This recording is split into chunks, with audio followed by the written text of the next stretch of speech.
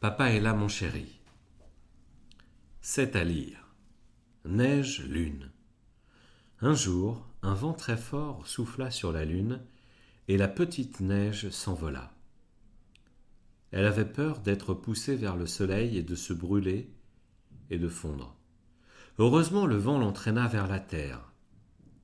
Elle vola très longtemps. Elle se demandait bien où elle allait tomber.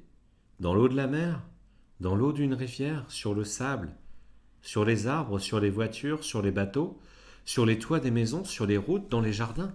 Rien de tout cela. La neige tomba dans la cour d'une école. C'est maintenant la fin de son voyage. Tous les enfants jouent avec ces flocons, sauf un petit garçon assis en haut du toboggan et qui regarde le ciel.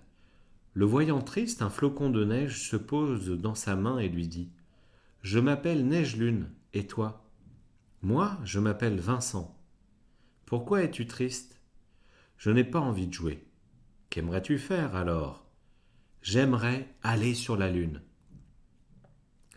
Tu veux aller sur la lune ?»« Oui, mais je n'ai pas de fusée, ni de masque à oxygène. »« Ce n'est pas difficile pour aller sur la lune. Il faut fermer ses yeux, penser très fort et croire que l'on y est. Ça y est. Et qu'est-ce que tu vois ?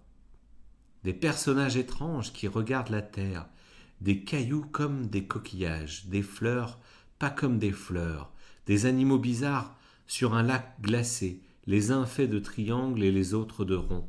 Enfin, je vois des villes, des forêts, des... Rien de tout ça. Je connais bien la lune puisque j'y suis né, dit Neige-Lune. Là-haut, il n'y a presque rien, seulement de la poussière grise, et c'est moins joli que tu ne le crois. Vincent a beaucoup réfléchi. Enfin, il dit « Alors, si c'est pour voir de la poussière, je préfère rester sur la terre. Au moins, il y a beaucoup de jolies choses. Je vais descendre du toboggan et aller jouer avec mes camarades. Au revoir, Neige-Lune. Je te donne cette voiture bleue. Avec elle, tu pourras voyager, tu pourras visiter la terre. Bonne nuit, les enfants.